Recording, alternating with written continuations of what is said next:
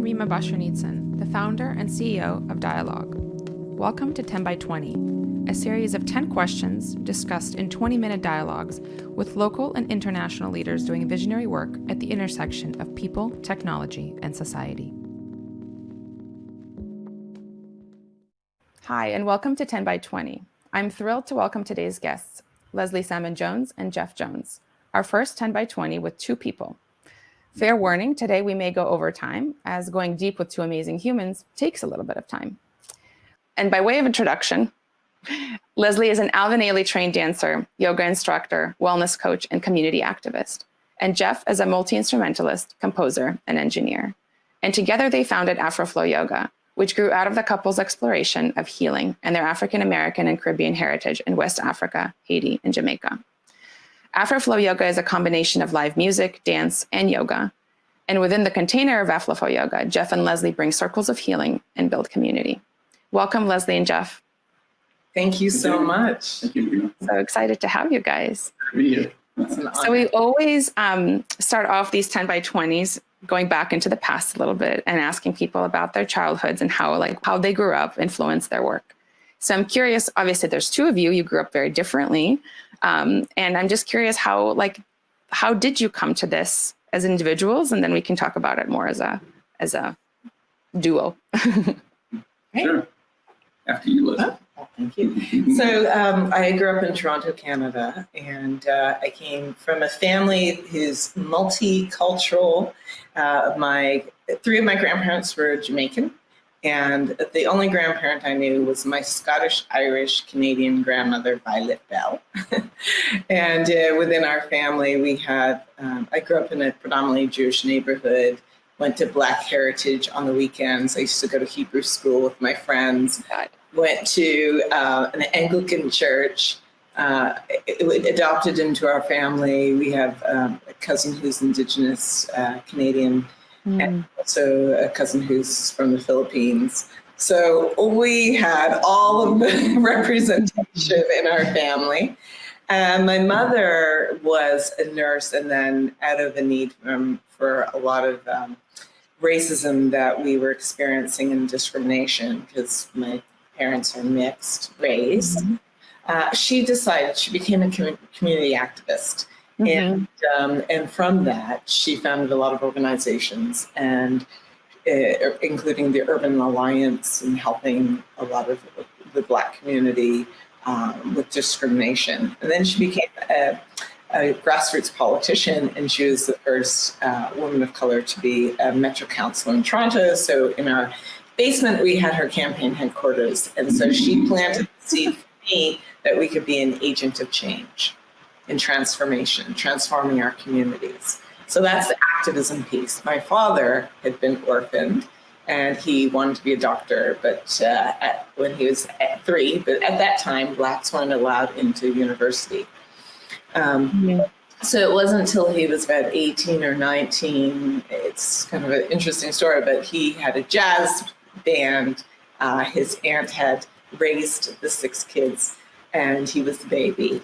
And he basically was able to pay his way through med school. He got into the University of Toronto, one of the first Black medical students there. And he became a surgeon, and he was one of the pioneers in gastric bypass surgery for the morbidly obese. And because back then, the morbidly obese were discriminated against. A lot of doctors couldn't touch them. And so my dad could relate. And so I worked in his office when I was a teenager, and I really realized the importance of our health. I'd write up all the dictation and the patients who would come into the office, completely transform their lives. And it was not cosmetically, it was for their health and their well-being. So those 2 seeds planted the roots for the work today. That's amazing. Such a rich, deep, and specific examples of where kind of all the threads are coming together for you. I love that. What about you, Jeff? With a story like that, I said to myself, I guess I should have gone first, follow up with an amazing heritage. But we are here in a house that I grew up in and my grandfather bought in 1914. So my family, we can go back to the 1800s with marriages that were sustained, which are an important part of your upbringing and things that you carry on. So we have a lot of family reunions, and there's a lot of history, and we were able to find a enslaved African girl, 10 years old, brought in 1820. That was my great-great-grandmother. She was about 10 years old. She had 13 kids, had obtained her freedom. And a lot of those kids end up becoming teachers and pastors on one side. And on another side, my dad was an amazing musician. So my musical roots go pretty deep. That bass that you see back there is a bass that my dad played with Billie Holiday, Sammy Davis Jr., Tom Jones, all these amazing. He was the first call bass player here at a place called Storyville. My mother was a coloratura soprano. They're both deceased.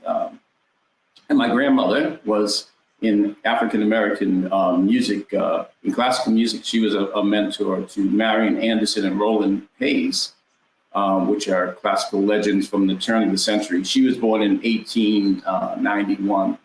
And our Saturdays were getting together every Saturday night at my grandmother's house with all these folks. And in fact, Dr. King was a part of that lineage where my grandmother played at a church that he was a pastor at, and my uncle went to Boston University with him.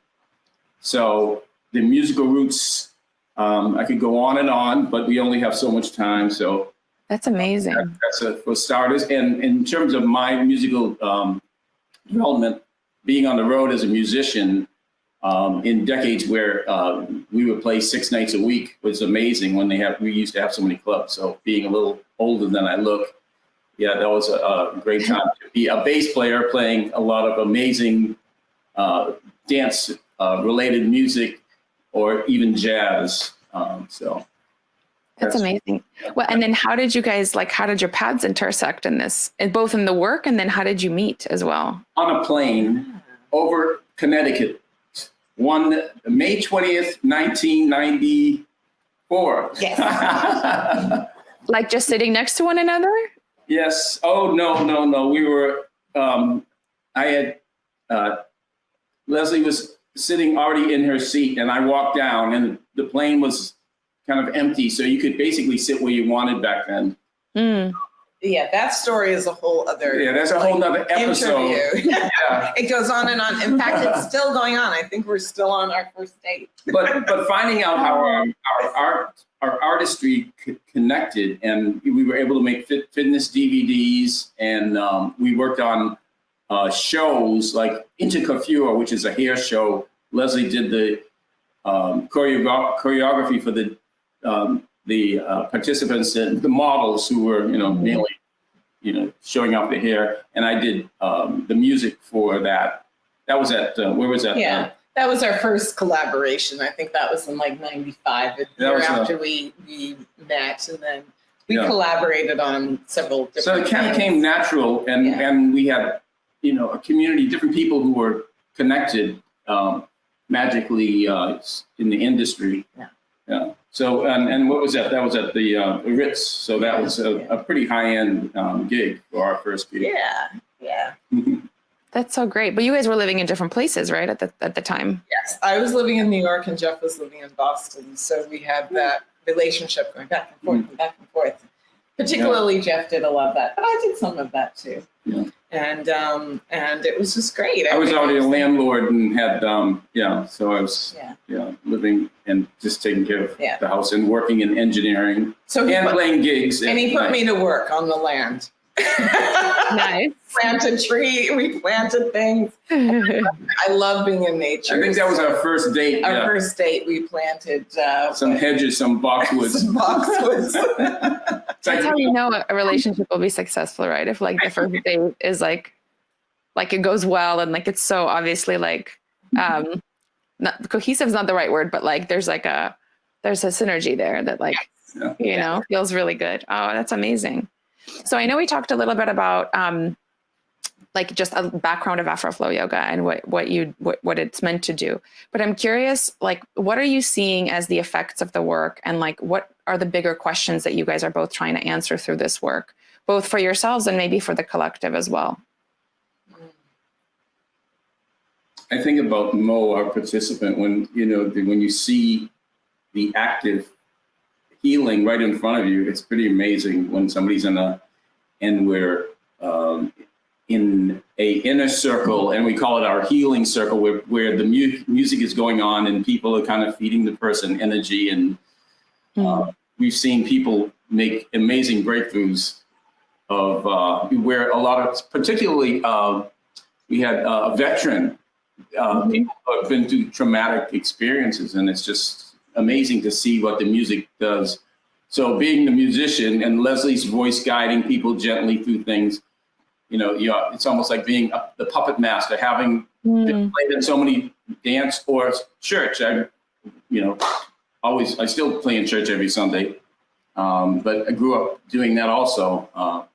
So you're feeding people, you see what they need at the right time, and it's like the vibrations come out in the healing, whether it's a veteran that suffered so much trauma, and finally she's free, because so many people are bound in their bodies.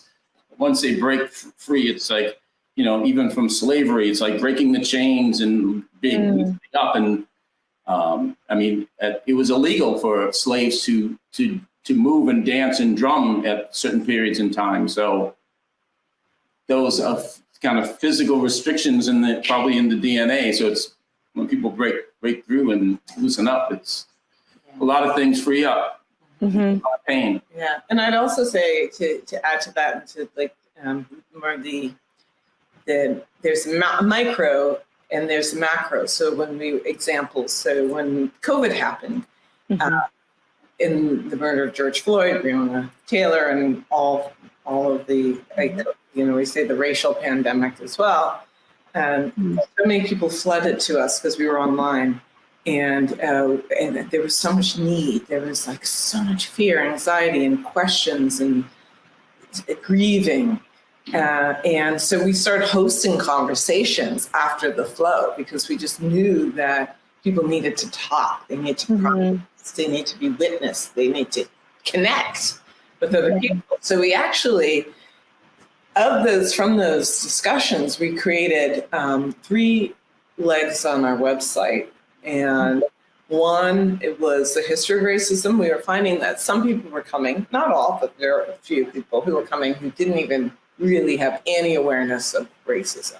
They've been in the reality that it's been a post-racial society, and not even really understanding the systemic roots in the history. So on our website, you have the history of racism, like all the resources in the world you can ever want. That's an exaggeration, but many resources point you in the right direction. And then there were the people who wanted to do something, the allies, people who really, really wanted to do something, but they didn't know what to do. So we created a resource for anti-racism resources. So this is the work, because that's like a real tricky place to be, because like people sometimes want to do so much, they're well-meaning, but then when they do, it can cause more damage and harm. We've been there years ago, also doing racial workshops back in, what was it, 2015, 14, But you quickly learn that different groups have to do their work before they come into a space to bring, that energy. We're fortunate. We both grew up in, my neighborhood is probably more diverse than Leslie's. But we both, always had to navigate, the racial divide, even in a, diverse situation. So it's good. And our classes are quite diverse. So. And then the third, I just want to finish. The third leg is the healing, because we had a lot of people, right, who were coming, who needed to, like, some people just wanted to be in the space by themselves to heal, like BIPOC only space. So that, so we created resources for that as well, because we know that people are coming. And then from there, I think the community was it was beautiful how it grew, together. There was like an understanding in a way. We got into a rhythm of how to navigate challenges. And what we're seeing now, so for 2 years, we actually donated. We would find different organizations that the community and we were very interested in, whether it was like the NAACP Legal Defense Fund to help people who, were in jail from protesting, or whether it was food banks or everything, anything. And it was really pertaining to the moment of what was happening. Yeah. And so what would happen is when people would come on the mat, we donate like 10, 20, 40, whatever it was, to these different organizations. And that was like creating a culture of self-care and caring for others. Like how they continue to, we come onto the mat, and sometimes it could feel like, some people might have the feeling of, is this okay? Well, people are suffering, and so, and to have that, like, actually, this is the work that we do so that we can help, so we can strengthen and fortify to be of service to others and actually help. So it's creating that culture. So that's what we really were focusing on. Oh, I love that. And in essence, like a giving circle, which like from a philanthropic term, but it's still so intentional. Right. I love how you guys are threading the whole, the moment from where the idea comes to like the fruition of the giving to the organization. I'm curious, as you guys were talking, we were in Costa Rica together. I think one of the things, Leslie, you mentioned, or maybe both of you mentioned, was that you had traveled to Africa before starting Afro Flow Yoga and had like done an extensive trip, like where you did like tracing back your roots and really like connecting with the land. And that was the impetus and sort of the catalyst to also start Afro Flow. Can you tell me a little bit about what that trip was like, and like how did the idea for Afro Flow come out of that experience? Well, I can even start from my first trip to West Africa was in 1991. One of my classmates, I told him early, probably in our junior year, I said, "Oh, when you go home, I'm inviting myself." He was from Sierra Leone. And then the day came, years later, I went and I was able to start this whole curiosity of what people either knew or didn't know, and just diving in, just getting thrown into the pond over there, the different cultures and tribes. And then, of course, in 1997, 2007 is when we went. We had tried for several months or years to go, but one of our guides got sick, and he was an older gentleman. But yeah. So exactly. So after 3 of our parents passed away, because we had been caregiving pretty much for a decade. The first decade of our marriage, we were caregiving. And so then we had a window of time where we weren't caregiving to go away for, we went for about a month and a half or so. And we traveled through West Africa, Ghana, Togo, Benin, Cote d'Ivoire, went to the slave dungeons. And I don't know if you've ever been to a place like Auschwitz or somewhere where genocide has happened, but it's quite an intense experience. I mean, they call them the slave castles, but they're dungeons. And when you go in, that's where they had the female dungeon and the male dungeon, and you can still, there's a stench in the walls. There's like, you can feel you just feel the energy for 400 years. 400 years. And so we learned about the methodologies of what it was to dehumanize people, because people from the continent of Africa are strong. Like they are not. I wouldn't mess with, I wouldn't go into someone's country and it would take a lot of work. And so people actually had a PhD to know how to break people down. And so when we went there, it was like answering the prayers of our ancestors. Because if anyone's stolen from their home unwillingly, like the want is to come back home. So by standing there, it was like, feel like the ancestors saying, welcome back. And the people were saying, welcome back. It was so wonderful. Like the kids, and they're like, welcome, welcome. It was just so much love. And so that was a homecoming. It was a real That's amazing. And so then after that trip, is that were you thinking, how do we bring the healing to more people that are not going to be able to travel to heal their roots and educate? Or the beginning's a little bit different? Well, what happened was in that process, it was a catalyst to our own healing because the pain came up. Generations of trauma. I'm a really empathetic person. And so to stand in the female slave dungeons right away, like when I got back, I had to do a lot of deep work on my womb. It's a longer story, but it was a 2-year journey of deep, deep womb healing. And from that, Jeff and I went to, and Jeff was like the most amazing partner through that whole thing, like amazing partner. And through that, it ended up, I went to Haiti. I had to go under a sacred waterfall. We did a lot of ritual. We met some shamans from Zimbabwe named Mandaza, another shaman from Burkina Faso named Patrice Melodomo Somé. He passed away last year. And then another woman who is like, she's almost like our marriage counselor. Like, she's a Mambo. She's a Voodoo priestess. And she's great. Like anytime we're having some challenges, we'll go for a reading. And she's like, okay.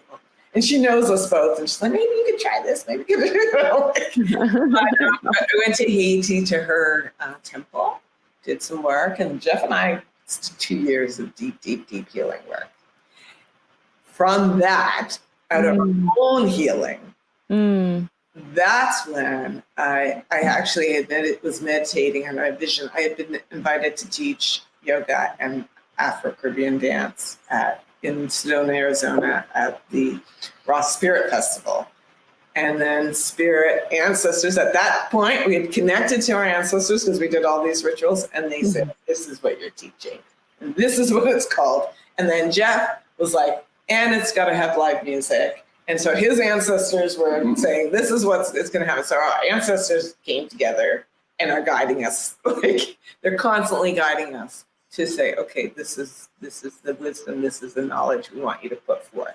And so we do it. Yeah.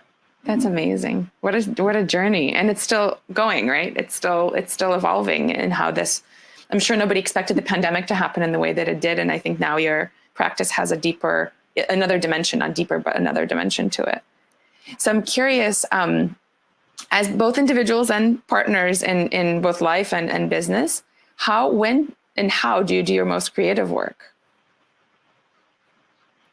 I guess in a lot of times it's in the moment when we can be with a group of indigenous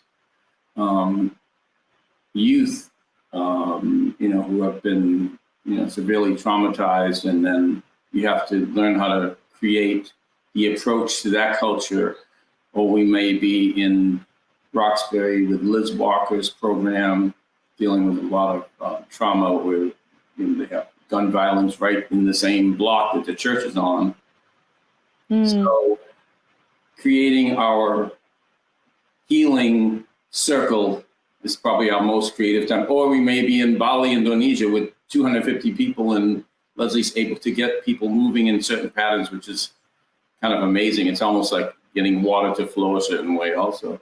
So yeah, to combine the healing and have people open to being not judged, and it's probably get our creative juices going, how to approach these. Yeah, it's one way to look at it. Yeah. What type of music? How how, because it can get pretty ruckus, how it's very dynamic, and then that's the flow dynamic, whether it's giving space or just listening. Yeah, and being so whenever we show up for flow, we have certain preparation, but we're also we open to the stream of consciousness, and so I don't think we've never really said, okay, this is what we're going to do, and this is how it's always just comes through. I mean, we might have a theme and an aspiration, but really what happens is the people who come are part of that collaboration, are part of the creativity. So I've heard Jeff come up with some phenomenal music, and I'm like, where did that come from? In the moment. Yeah, totally. I mean, because singing and playing, because I'll sing some songs that I haven't sung before, played before. They'll just come up, like something like Many Rivers to Cross, or something like these songs that have so much meaning. It's like when you're crossing these rivers to get to a certain point in your life, and sometimes it gets pretty deep and gets swept away by a good current. And so, I mean, and it can be other songs. Who knows? I might be doing something that has a deep African influence, or I might do something that has Earth, Wind, and Fire, because their messages are so amazing. And being a bass player, so I also play bass during our flow, and drum at the same time. Yeah, and so when people, it's a collaborative experience. So when people are there, they might say something that might inspire movement, and then Jeff follows that. And so it's just really completely, we're in it. Or you might be with a group of Chinese people that don't even speak English, and we'll have an interpreter, and somehow after a few classes, they're leading and saying they're the same, like earth or sky, it's all related in the different practices, Yeah. Well, I'm just picturing just my own expectations before doing the first session with you guys in Costa Rica. Yeah. I didn't know if Jeff was going to be on the instruments or also doing yoga, or like how did it all come together? And then for a long time, I didn't even like my experience was that I was like, this must be somehow like planned, right? Like the at least because it's such flow between the two of you, and also between the people in the class and both of you together. So it's just like a magical, something takes over the space that you both create. Yeah. And then it just takes on a life of its own. It's amazing. Yes. Stream of consciousness. Yes. And I would want to say that it's definitely, there is a container. So there's a structure to the container, and then there's flexibility within that. So whatever tends to happen within that, because there's like, people do want to feel safe. So we set that up, those parameters up, so that people feel held and safe. And then it's also a lot of the techniques that and the skill set that we've learned, and we've been studying like the disciplines over the years that allow us to do that, like improv in that way. Yes. Yeah. I was wondering, like, how does Leslie know the next thing that we're all going to be like asked to do or invited to do in these moments? It's really, I mean, it's great to be part of the sessions, because you don't even feel what's happening until you're done. And then you just realize that your vibration's been raised like significantly, and everything feels better, and the body is light. There's no tension anywhere. It's amazing. So on that note, are you guys ready for some rapid fire questions? Sure. Okay. Just want to mention that it does have a base with Vinyasa, Kundalini, and dances of the Afro diaspora. Yeah. But the dance is also so, like, I think sometimes with Vinyasa and Kundalini, it could feel like less grounded than the African piece of it, like the more traditional, like, sort of rootedness of the movements. Yes. And I think the combination of those two things, I felt like it confirmed to me that I was definitely like some sort of gypsy drummer person in a past life, and like definitely in the like Middle East, either in Brazil or like in the Middle East section of the world. And it was just so like, I was like, oh my God, I can't believe how alive I feel. And I was telling my friends who were there the week prior at this retreat where we met, the same thing. And it was really transformational. I really actually wish that we could just do like 2 weeks together. You know what I mean? Everyone else was fabulous too, but like the 2 weeks, it would have been an amazing, intensive, just to go deeper on that work. Yeah. But, I'll be there next year, by the way, doing an intensive only Afro Flow. Yeah. Oh, amazing. For a week or for 2 weeks? For a week. Yeah. Oh, amazing. Okay. Well, I'm going to do that. I've learned my lesson that I need to come for 2 weeks. So at least. Cool. Well, so we're going to jump into rapid fire. And I have just a few questions for you both. And whoever goes first doesn't really matter, but we want to do both of you at each stage. So when do you feel most connected to others? We'll start with, how about Leslie? We'll go with you first. Definitely when I'm in the flow, in the circle, and we're sending love and people are sweating and crying and laughing, and that's when I feel the most connected. Oh, you want my answer? Oh, I thought it was going to be. Yeah. No, both of you. Absolutely. When I find myself breathing deeply and the perspiration is just dripping off, I can see a pool of water down below, and I know I've taken us to a certain point. But of course, it can be gentle too, so don't think it out. That's definitely a moment when I feel like I'm out I'm actually running, because drumming is quite a good exercise, to put it mildly. Definitely, yeah.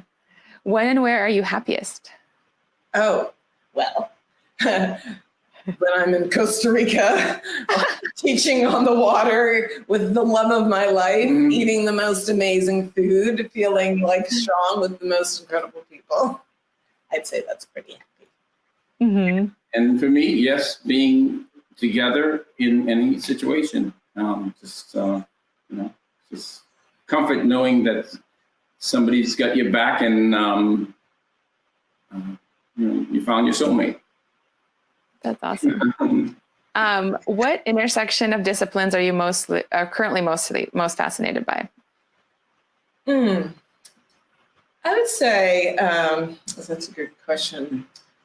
Neuroscience, and getting data to show, because a lot of people now feel like they have to justify it with the data when it's been there for generations, millenniums, of healing. So it's something that we're focusing on. Yeah, we've been really into that. Particularly, we were at the trauma conference last week. So the intersection of science and spirituality and how they're coming together is like really fascinating. Yeah, definitely. What's your greatest regret? I know it sounds, I really made a decision when I was younger. I'm not going to have any regrets. I'm going to make mistakes, and I'm going to live with those mistakes. They're compost for nourishment. So I really don't have any regrets. It's like, it is what it is. That's so freeing.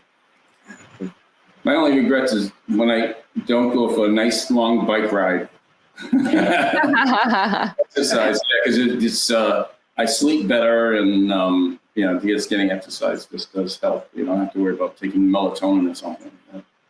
Definitely, yeah. And what's the one thing that you wish to pass down to the next generation?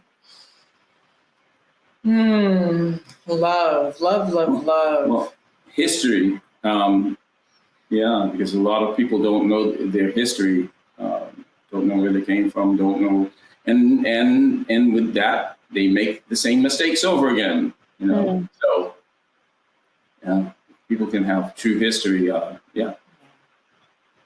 That's beautiful. History with love. Yeah. Well, context too, and just a depth of understanding as you move forward in life too. That's what we all can ask for. Well, thank you both so much for your time. It was so nice to see you again. It was such a pleasure. So much wisdom, so much to share. And I'm so happy that we were able to meet today. Thank you. We're honored. So Yeah. grateful to be here. Thanks for tuning in to Dialogue's 10 by 20 interview series, where we ask 10 questions in 20 minutes to profile international leaders working at the intersection of people, technology, and society. That's all for today's episode. Like and subscribe below to get notified for our upcoming interviews. Follow us on Instagram at dialogue_co.